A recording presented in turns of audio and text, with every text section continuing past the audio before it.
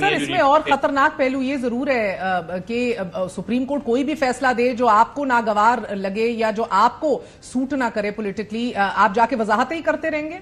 नहीं मेयर साहबा, ऐसी हरगिज बात नहीं है। देखिए, बात यह है कि एक केस हुआ जिसके अंदर इनके लोगों ने बाकायदा विलिंगली सुन्नी इत्तेहाद काउंसिल ज्वाइन की। सुन्नी इत्तेहाद काउंसिल ने बतौर जमात जाके ये पटिशन फाइल की, केस जाके आर्ग्यू किया और कहा कि हम लोग हैं जिनने सुन्नी इत्तेहाद काउंसिल ज्वाइन किया, हम सुन्नी इत्तेहाद काउंसिल एक जमात हैं और हमें ये सीटें दी जाएं। PTI was never party to this case, PTI never asked for this, PTI कभी उस केस में एग्जिस्ट ही नहीं करती। ये तो आप मुझे माइनॉरिटी फैसला पढ़ के सुना रहे हैं। नहीं, आप मुझे बता दीजिए क्या पीटीआई उस पार्टी में केस थी, उस केस में पार्टी थी, क्या वहां पे मौजूद थी? You have a right to review. ये भी बड़ा गैर मामूली है कि एक डिटेल जजमेंट से पहले ही दो जज साहिबान ने निकलकर अपने एक मुख्तसर फैसले के ऊपर ही अपना हतमी फैसला सुना दिया सर। देखिए, और उसके बाद मैं आपसे बॉडी को ये कहा जा रहा है कि अमल दरामद ना कीजिए आप यू आर रशिंग अहेड। मैं आपसे वाज़ेह बात कर रहा हूं, क्या पीटीआई को एक ऐसा रिलीफ नहीं मिला जिस केस में वो पार्टी नहीं थी? क्या इनके किसी शख्स ने वहां पे जमा नहीं? और दूसरी बात नहीं, देखिए दूसरी बात मेरा सवाल और दूसरी बात देखिए, आइन की तशरीह, वेट, आइन की तशरीह और आइन की रीराइटिंग में भी फर्क है। The court has a right to interpret the constitution, yes, but यही दो जज साहिबान आपके सामने जो ऑनरेबल जस्टिसेस हैं of the Supreme Court, who are perhaps better students of the law and the constitution than I am, देखिए they are saying not the other 8, they are claiming to be better constitutional experts than the other 8। I am just saying कि उनका ये कहना है कि आइन के अंदर आपको नए आर्टिकल्स डालने पड़ेंगे।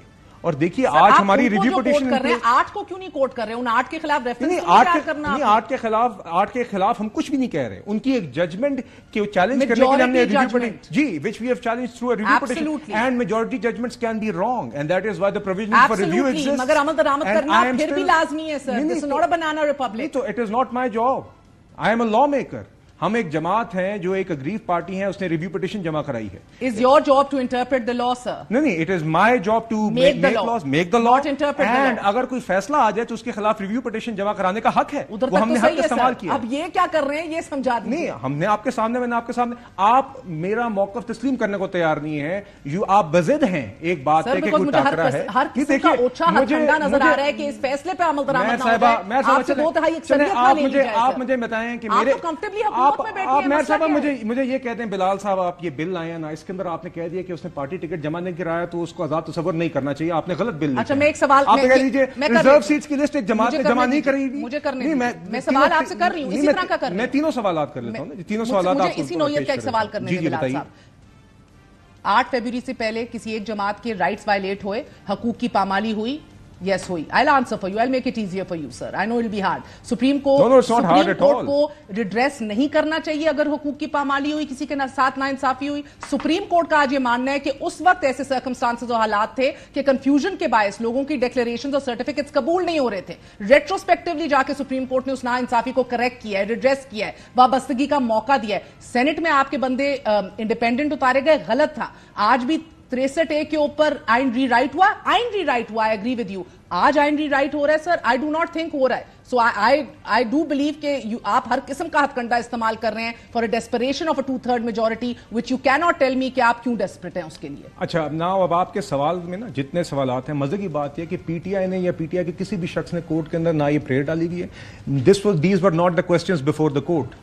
और अगर सुप्रीम कोर्ट अगर ये समझती भी थी कि उससे पहले इलेक्शन कमीशन ने मिस इंटरप्रिटेशन किए, तो number 1, why was that not addressed prior to the elections? They were aware of the interpretation of the election commission. दूसरी बात ये कि पीटीआई ने अगर ये पिटीशन ही दायर की होती या पिटीशन इस मामले पे होती या ये केस होता जो सामने सुप्रीम कोर्ट के before the Supreme court hearing के लिए होता, तो PTI was not asking for relief. So my point is, Zafar साहब, इधर तक तो इनके पास वजन है कि पीटीआई तो प्ली आई नहीं ना हाई कोर्ट गई ना सुप्रीम कोर्ट गई, पीटीआई तो उधर मौजूद नहीं थी। सलमान अकरम राजा साहब ने भी कहा कि भाई ये हमारी नहीं, पीटीआई की नहीं बनती, सुन्नी इत्तेहाद की बनती हैं। जी बिल्कुल, ये बात दुरुस्त है कि पीटीआई ने रिलीफ नहीं मांगा था, पीटीआई नहीं थी, ये तो हकीकत है। लेकिन सुप्रीम कोर्ट के पास ये इख्तियार है, आइन ने ही दिया हुआ है, आर्टिकल 187, और आइन पार्लियामेंट ने ही बनाया है। और आर्टिकल 187 ये कहता है कि जब हकीकत देखे अदालत तो इंसाफ पूरा कर सकती है, और पूरा इंसाफ करने के लिए वो हुक्म भी दे सकती है जो रिलीफ ना मांगा हो। तो ये कोई अनयूजुअल बात नहीं है, कोई गैर आईनी बात नहीं है जो सुप्रीम कोर्ट ने की। लेकिन मेरा इशू जो है वो मुख्तलिफ है। मैं ये कहता हूं आपको नहीं जजमेंट पसंद आती, آپ ایک سیکنڈ کے لیے مان لیں کہ یہ ججمنٹ جو ہے آئین کے خلاف ہے، لیکن ہمارا آئین یہ کہتا ہے کہ اس کی ایک بار تشریح ہو جائے.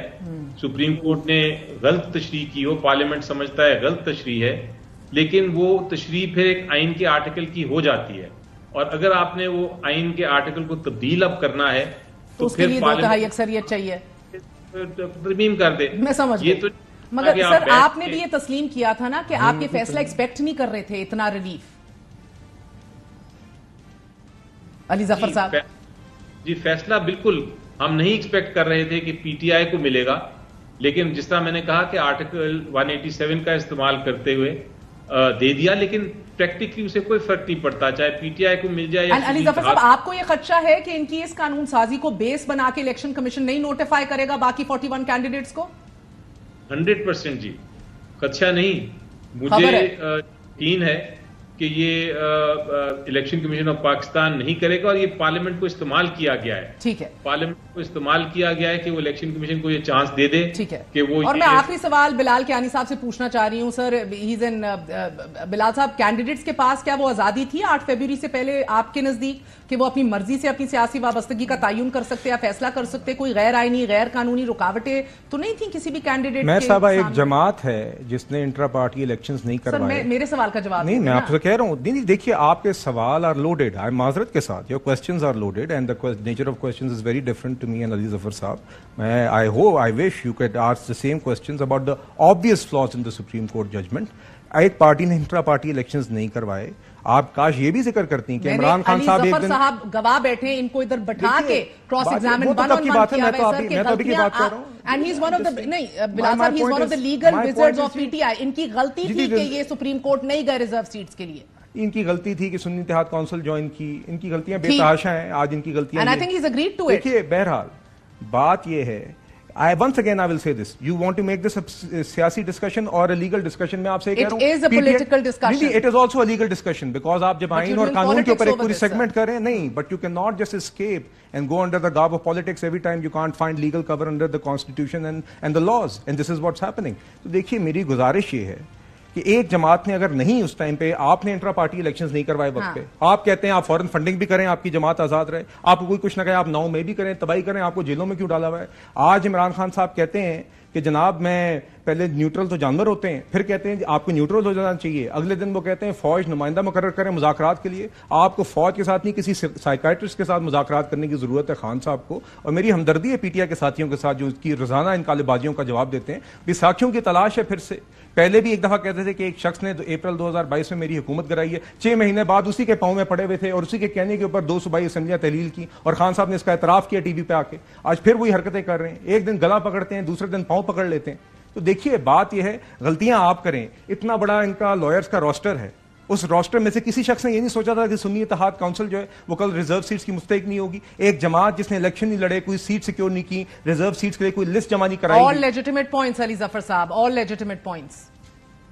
جی دیکھیں, ایک کہانی تھی, ایک بادشاہ تھا, اسے کہا گیا کہ آپ گورننس ٹھیک نہیں کر رہے. تو انہوں نے کہا جی آم بہت گل جاتے ہیں, باغ میں آم نہیں اگتے. ان سے پھر پوچھا آپ سوال کیا تھا گورننس کا کہ گورننس آپ صحیح نہیں کر رہے. انہوں نے کہا جی وہ ہمارے باغ میں گھاس بہت اگ جاتا ہے. So sometimes what happens is کہ آپ کو سوال آپ کچھ اور کر رہے ہیں, ٹاپک آپ کا کچھ اور ہے, آپ بات کچھ اور کرنا شروع کر دیتے ہیں. ایشو آج جو آپ ڈسکس کر رہی ہیں میرا خیال ہے بہت اہم ایشو ہے, اور وہ یہ ہے کہ جمہوریت کا قتل جو ہو رہا ہے اس قسم کی قانون سازی کر کے اور اس طریقے سے قانون سازی کر کے, اور یہ جو کلیش کی بات کر رہے ہیں کہ پارلیمنٹ اور جوڈیشری میں کلیش ہونے لگا ہے اور ہم کلیش کریں گے اور ہم جوڈیشری کی ججمنٹس نہیں مانیں گے. ایشو ٹاپک آج یہ ہے, پی ٹی آئی نے کیا کیا کیا نہیں کیا, پی ٹی آئی نے غلطیاں کی نہیں کی, پی ٹی آئی خراب ہے برا ہے, وہ ڈسکشن الگ ہے. میں بھی بہت ساری چیزیں باتیں کر سکتا ہوں.